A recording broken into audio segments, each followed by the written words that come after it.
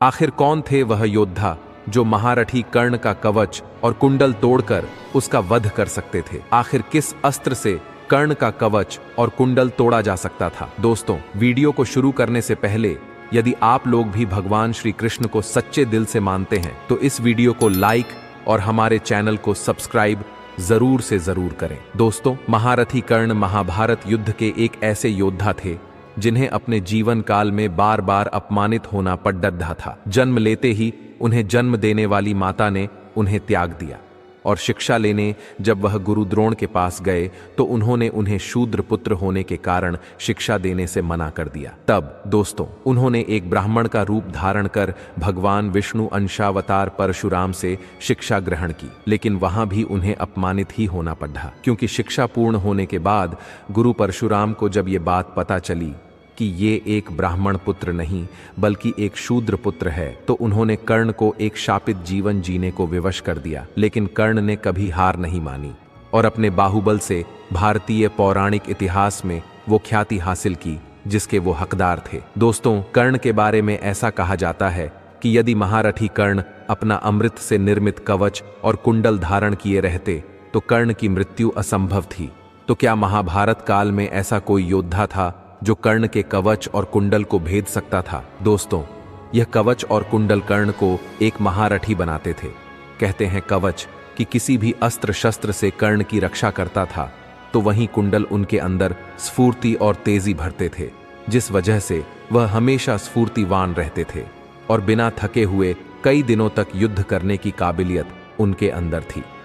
यहां तक कि वेद व्यास जी ने महाभारत में कर्ण को एक युवा योद्धा के तौर पर पेश किया है, क्योंकि उस समय उनके पास कवच और कुंडल थे जो उन्हें अत्यधिक शक्तिशाली बनाते थे। ये तो सभी जानते हैं कि कर्ण जैसा योद्धा अपनी दान वीरता के लिए जाना जाता है। इसी दान वीरता के फलस्वरूप उसे इंद्र की वसावी शक्ति प्राप्त हुई थी। ये एक ऐसा अस्त्र था जिसे कोई भी अस्त्र काट नहीं सकता था।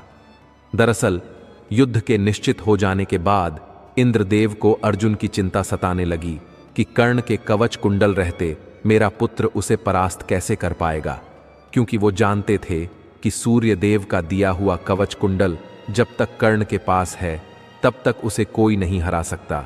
इसलिए इंद्रदेव ने छल का सहारा लिया और एक दिन कर्ण जब सुबह के समय सूर्य देव को जल अर्पित कर रहे थे तब इंद्रदेव ब्राह्मण का वेश बनाकर उसके पास पहुंचे और कर्ण से उसका दिव्य कवच कुंडल मांग लिया।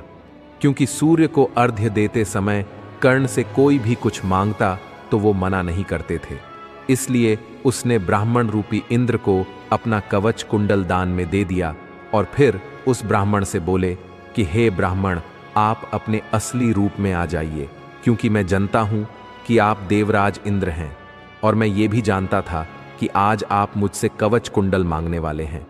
कर्ण के मुख से ऐसी बातें सुनकर देवराज इंद्र उसी समय अपने असली रूप आ गए और बोले कि हे कर्ण, तुम्हें मेरे बारे में किसने बताया, और जब तुम जानते थे तो आज सूर्य को अर्घ्य दिया ही क्यों? तब कर्ण ने कहा कि हे देवेंद्र, मुझे ये सारी बातें मेरे पिता सूर्य ने रात में बताईं और मुझे सुबह अर्घ्य देने से मना भी किया, परंतु हे देवेंद्र, अब आप ही बताइए कि मैं अपने धर्म से विमुक्त कैसे हो सकता था। तब इंद्रदेव ने कहा कि हे कर्ण, तुम महान हो। इस दुनिया में आज तक तुमसे बड्ढा दानी न कभी हुआ है और न पृथ्वी के अंतकाल तक कोई होगा। आज के बाद महादानवीर कर्ण नाम से तुम जाने जाओगे। इसके अलावा मैं तुम्हें अपनी वसावी शक्ति भी देता हूं। इसका इस्तेमाल तुम सिर्फ एक बार कर सकोगे। इसका जिस किसी पर संदान करोगे उसे इस ब्रह्मांड की कोई भी शक्ति नहीं बचा सकेगी। और इसके बाद देवराज वहां से अंतर्ध्यान हो गए। दोस्तों, एक बार भगवान श्री कृष्ण ने कहा था कि कवच कुंडल रहते मेरे सुदर्शन चक्र से भी कर्ण को पराजित नहीं किया जा सकता था।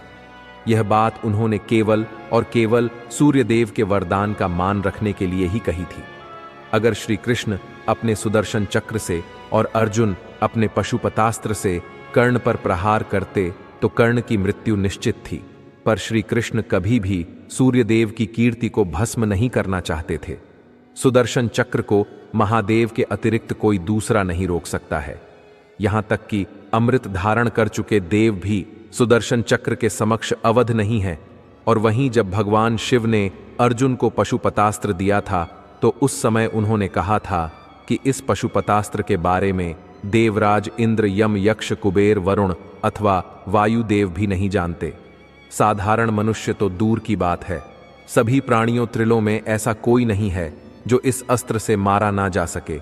इसका प्रयोग तुम मानसिक संकल्प से, दृष्टि से, वाणी से तथा धनुष के द्वारा कर सकते हो, और इनमें से चाहे जैसा भी इसका आह्वान हो, शत्रु का नाश होना निश्चित है।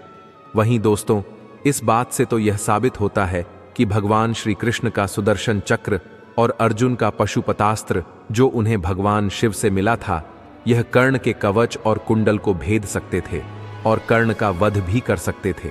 इसके अलावा दोस्तों, 3 ऐसे योद्धा जिन्होंने सूर्यपुत्र कर्ण को युद्ध में हरा दिया था। दोस्तों, इसमें पहला नाम आता है भीमसेन का। जी हां, भीम से एक बार कर्ण मल्ल युद्ध में हारे थे। ऐसा भी था कि कर्ण भी भीम से जीते थे। कुल मिलाकर भीम और कर्ण के बीच 2 बार युद्ध हुआ था, जिसमें एक बार भीम जीते थे और दूसरी बार कर्ण जीते थे। इसके बाद दूसरे नंबर पर महायोद्धा की वह कोई और नहीं बल्कि स्वयं अभिमन्यु था। आप यह सब तो जानते ही होंगे कि किस तरह से अभिमन्यु का वध किया गया था। गुरु द्रोणाचार्य द्वारा अर्जुन के लिए चक्रव्यूह की योजना बनाई गई थी, लेकिन उसमें फंसक मृत्यु हुई अभिमन्यु की। लेकिन दोस्तों, कहा जाता है कि अभिमन्यु उस दिन कुछ ऐसा लड़े कि सभी के होश उड़ गए। गुरु द्रोणाचार्य हो या फिर दुर्योधन हो या फिर कर्ण हो या तो अश्वत्थामा हो या फिर सैकड़ों कौरव हो, सभी को अकेले अभिमन्यु ने अकेले धूल चटा दी थी। ऐसा भी एक क्षण आया था जब उन्होंने सूर्यपुत्र कर्ण और गुरु द्रोणाचार्य को एक साथ हराया था। कहा जाता है उन्होंने धनुष बाण के युद्ध के दौरान कर्ण को कई बार घायल भी कर दिया था। दोस्तों, तीसरे नंबर पर कोई और नहीं बल्कि गंधर्व थे। महाभारत के वन पर्व में इसका वर्णन भी मिलता है। जब दुर्योधन के साथ गंधर्व का युद्ध हुआ था, तब उस दौरान कहा जाता है कि सूर्यपुत्र कर्ण को दुर्योधन ने आगे किया और पीछे अपने भाइयों शकुनी, दुशासन, विकर्ण और अन्य सैनिकों के साथ युद्ध करना शुरू कर दिया।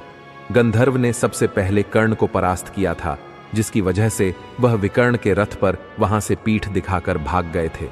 तो दोस्तों, आइए अब बात करते हैं कि इसके अलावा ऐसे कौन से वो अस्त्र थे जो कर्ण के कवच और कुंडल को तोड़ सकते थे और उसका विनाश कर सकते थे।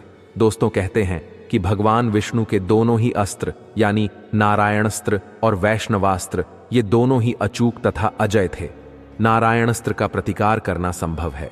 इसका प्रतिरोध करने से इसकी शक्ति और बढ़ जाती है और इसका केवल एक ही प्रतिकार है, और वो ये है कि शत्रु अस्त्र छोड़कर नम्रतापूर्वक अपने आप को इसके आगे अर्पित कर दे।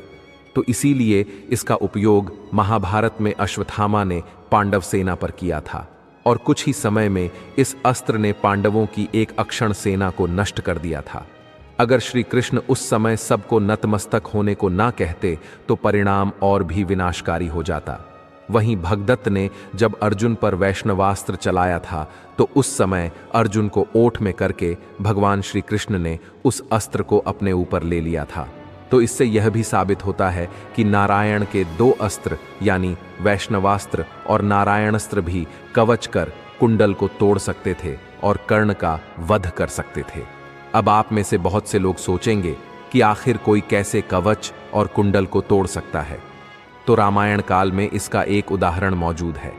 कहते हैं रावण के तीसरे पुत्र यानी अतिकाय के पास भी एक दिव्य अवस्था जो उसे ब्रह्मा जी द्वारा प्राप्त हुआ था, और कहते हैं कि लक्ष्मण जी ने उसे स्वयं ब्रह्मास्त्र से ही तोड़ डाला था। हम चाहे जितने भी तर्क दें, परंतु महाभारत में जो जो वर्णित है हम केवल उसी के आधार पर माने तो कवच और कुंडल के साथ कर्ण को पराजित तो कर सकते थे, परंतु उसका वध करना संभव नहीं था। और श्री कृष्ण ने भी यही बात अर्जुन से कही थी। इसका मुख्य कारण यही होगा कि अगर कर्ण पर वह महाप्रलयकारी अस्त्र चलाए जाते तो हो सकता था कि सूर्यदेव के मान और कीर्ति को सीधी तौर पर चुनौती दी जाती।